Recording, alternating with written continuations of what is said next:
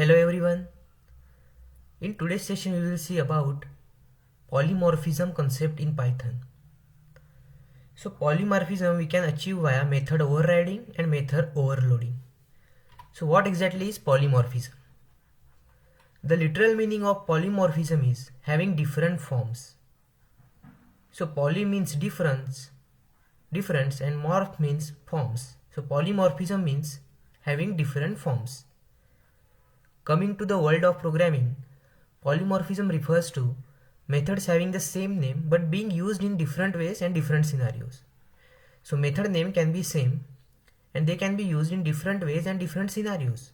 It can be methods as well, it can be variables as well. So this makes programming easier and more intuitive. So in Python, we can achieve polymorphism via two topics, that is method overriding and method overloading. So in this session we will see about method overriding, and in coming session we will see about method overloading. So polymorphism means having different forms.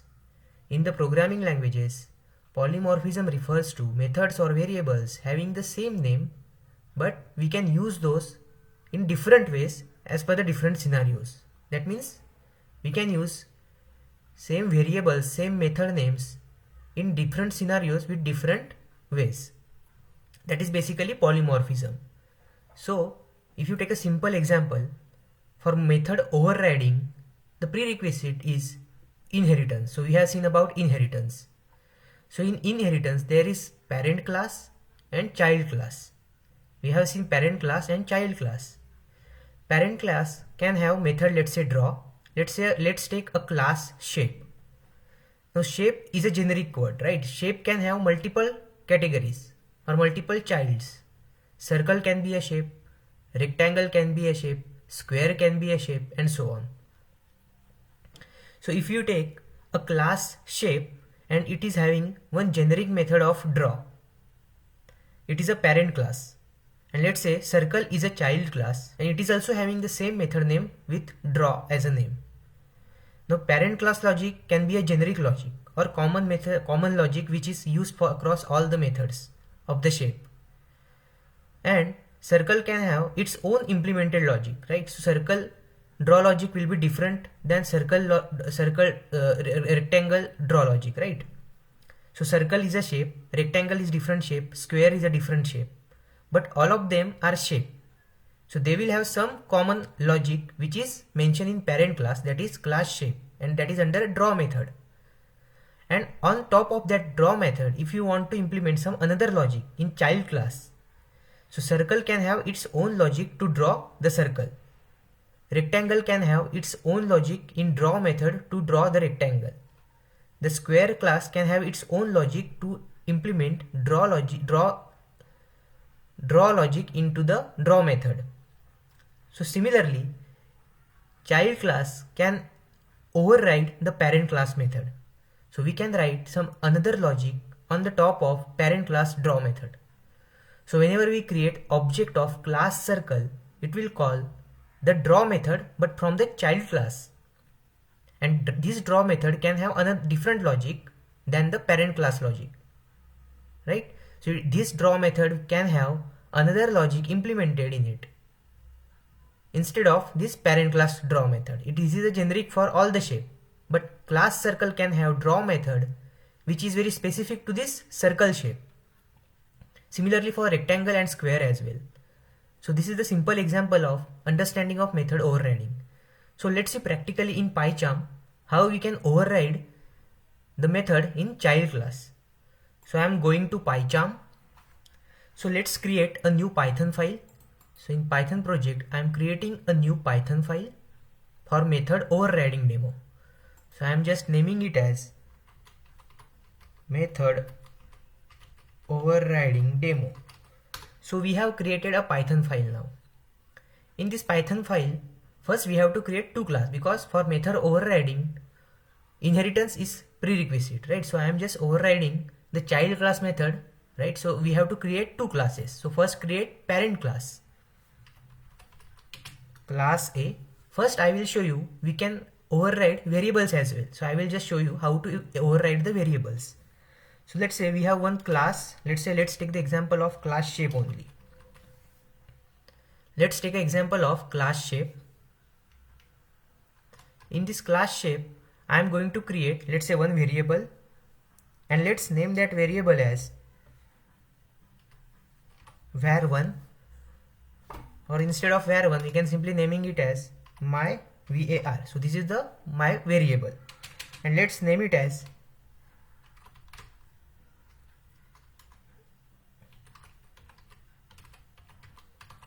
shape parent. So this variable, my variable, holds the value of shape parent, correct? Now this is the class shape which we have created. Now we will create, I am not adding methods as of now, so we will see method overriding in some time, but first we will see how to override the variables as well. I am now creating a child class, so let's create one child class. So circle is a child class, and we have to mention parent class inside the bracket. Then only it will be referred as a child of class shape. And in this variable, I am again adding the same variable name. Let's say my var, and I am assigning some new value to it. So let's name it as circle shape. So I am naming it as circle shape, right? Now let's create the object for class circle. So when we create object for class circle,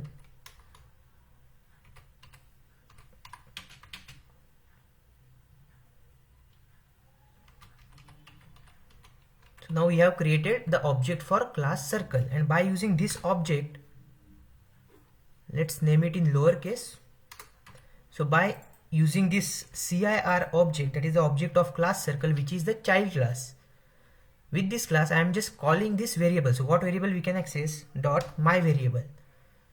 So I am just simply printing, let's print the value of this my variable. So what value it will print? So it will print value of, let's run this file. So when we run this file, it is printing circle shape. That is the value which we assign in child class variable.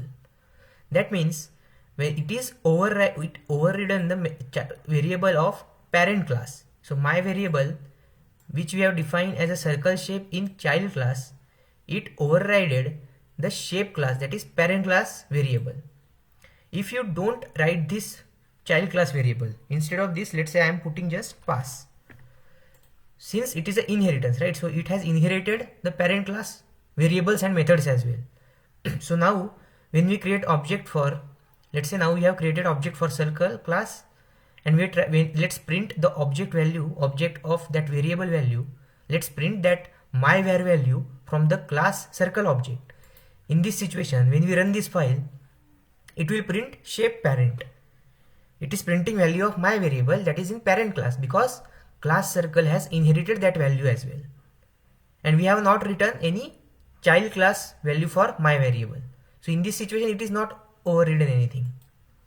But when we write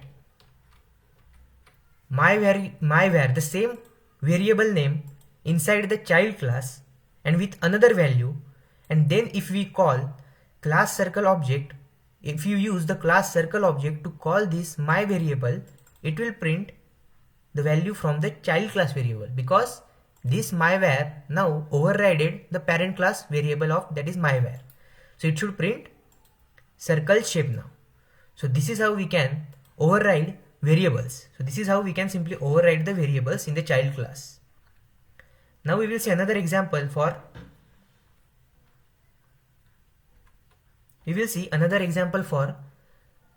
method overriding. So now we will see how to override the methods. Let's see the example for overriding the methods. So again, we will create one class. Let's use the same example which we have seen here. We have seen this example, right? So class shape, it should have class shape, and there are three child: rectangle, circle and square. So let's create one class.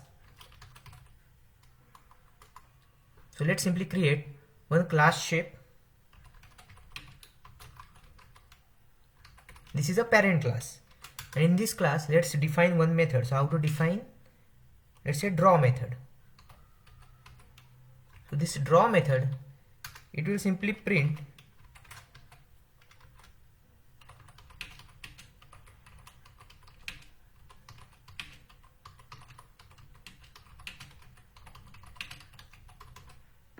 It is a generic draw method in parent class. And now we will create 3 childs. Let's create 3 child for this shape class. So first is, let's say, class circle, which is a child of class shape. And in this class circle we will create one method again with the same name. So we can use the same draw method name, which will simply print, it will print, or it will have the logic to print, it will print, which is specific to circle only. This is a circle draw method.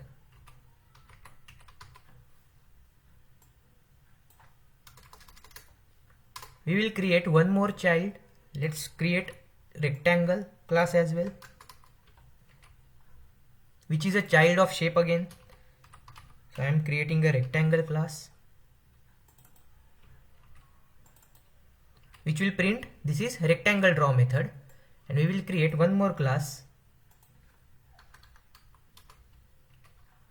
which is a child class of shape again, right? So square class is also child class of shape, and this will print, it is also having the draw method which will print, this is square draw method.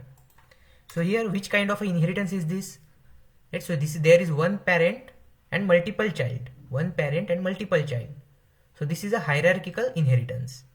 Now in this inheritance, let's say how to use method overriding. So we have seen that parent class is also having the draw method which will print, this is generic draw method in parent class, and we have written another draw method inside the child class as well. So this child class method has overridden the parent class methods.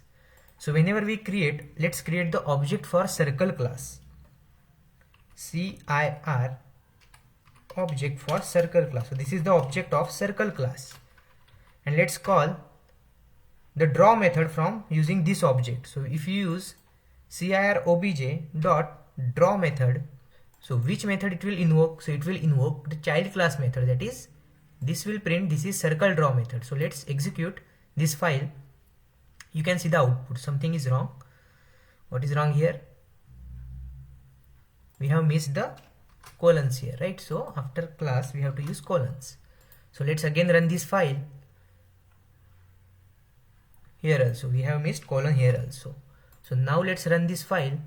It will print, this is circle draw method, right? So this will print, this is circle draw method, because it invoked the method from the child class, right? It invoked the method from the child class. It invoked the draw method from the child class, and it will print, this is circle draw method.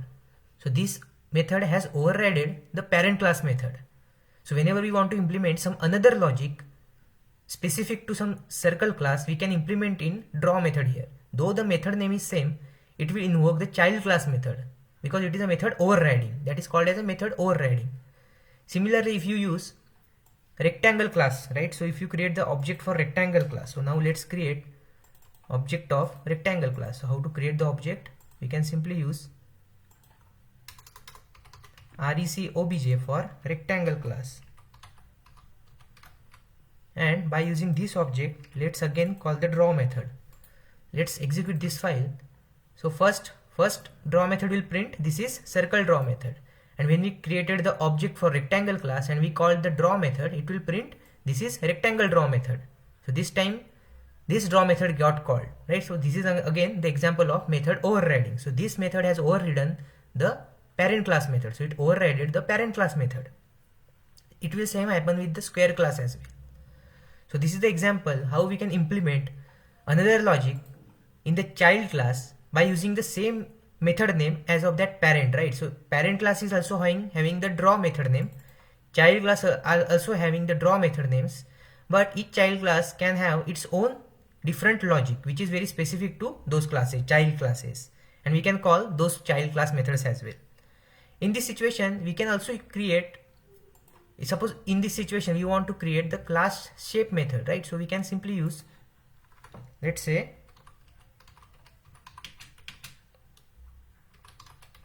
we can create the object for parent class, and by using that object, when we call the draw method, it will simply call the parent class method. So when we execute this, it will call the parent class method, right? So this is how we can use method overriding concept. So what are the advantages of method overriding? So what are the different advantages of method overriding? So method overriding in Python allows a subclass to provide a different implementation of a method that is already defined in its superclass. So we have seen this example, right? So each circle, rectangle and square class we have created draw method. So it allowed us to write its own logic very specific to square class, rectangle class and circle class, and that is different from the parent class method. So that is because of method overriding in Python allows for a subclass to provide a different implementation of a method that is already defined in superclass. This can be useful in variety of situations, including polymorphism. So we can achieve polymorphism, right? So method name is same, but implementation is different in every method.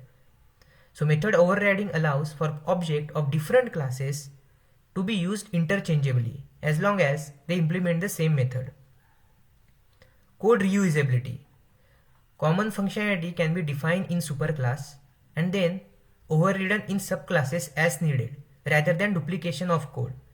So in this situation, we can write all the common code which is common for all the shape inside the parent class method. So in this parent class method, parent class draw method, we can write the same logic which is applicable for circle, rectangle and square. Whatever the common logic is there, we can use it in draw method. And on top of that, when we create the child class method, we don't have to write that duplicated logic again, right? So we don't have to write all the duplicated logic. We can simply reuse the code which is mentioned in parent classes. So common functionality, whatever is there, we can define in superclass and then we can override those subclasses, override those parent class in the subclasses as needed rather than duplicating the code. It also provides the flexibility. So method overriding allows for a subclass to customize the behavior of its parent class to fit its specific need. So child class, we can add some customization as well as per the need. Extensibility. New functionality can be added to a program by creating a new subclasses that override the method in a superclass rather than modifying existing code. So if the situation arises whenever we have to create a new functionality for our application, but it will use some common method from parent class as well. So we don't have to actually change the parent class. If you change the original parent class code, it might disturb the other part of the application. So it's better to override those methods in another child classes. It's better to create a child class and write the new functionality logic in that child class, and that child class can inherit already existing properties and variables from the parent class as well. So it would be a great approach for any changes, for new changes, right? So there also method overriding helps. So new functionality can be added to a program by creating a new subclasses that override the methods in a superclass rather than modifying existing code, right? So this is the example of method overriding. So these are the advantages of method overriding, right? So in the next session we will see about method overloading as well. So we can achieve polymorphism via method overriding as well as method overloading. So we have seen about the method overloading, and we will see about method overloading in coming session. We have seen about method overriding and we will see method overloading concept in next lecture. So thanks for watching this video.